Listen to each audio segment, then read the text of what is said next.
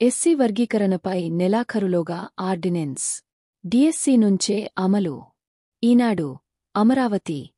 SC వర్గీకరణ అమలుకు సంబంధించి తదుపరి చర్యగా రాష్ట్ర ప్రభుత్వం ఆర్డినెన్స్ జారీ చేయనుంది. రాజీవ్ రంజన్ మిశ్ర ఏకసభ్య కమికంగా వాయిదా వేశారు. ఇక బిల్లు రూపంలో సభలో ప్రవేశపెట్టి చట్టం చేయాల్సి ఉంది.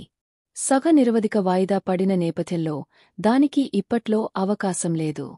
డిఎస్సి నోటిఫికేషన్ను ఈ నెలాఖరుకు విడుదల చేస్తామని ప్రభుత్వం ఇప్పటికే ప్రకటించింది. ఏకసభ్య కమిషన్ నివేదికను మంత్రివర్గ ఉపసంఘం సభ ఆమోదించిన నేపథ్యంలో వర్గీకరణను అమల్లోకి తెచ్చేందుకు ప్రభుత్వం ఆర్డినెన్స్ జారీ చేయనుంది. ఎస్సీలకు సంబంధించి రాష్ట్రాలు ఏదైనా పాలసీని రూపొందించే ముందు జాతీయ ఎస్సీ కమిషన్ను సంప్రదించాలని ఆర్టికల్ 338(9) నిబంధన చెబుతోంది. ఆ మేరకు 2 రోజుల్లో శాసనసభ తీర్మానాన్ని జాతీయ ఎస్సీ కమిషన్కు ప్రభుత్వం నివేదించనుంది. జాతీయ ఎస్సీ కమిషన్ అడ్వయిజరీ బాడీ మాత్రమే. ఆమోదం తెలపడం, తిరస్కరించడం అనేది ఉండదు.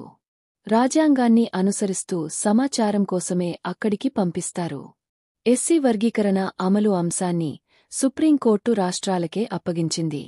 కాబట్టి కేంద్ర ప్రభుత్వ ఆమోదమూ అవసరం లేదు.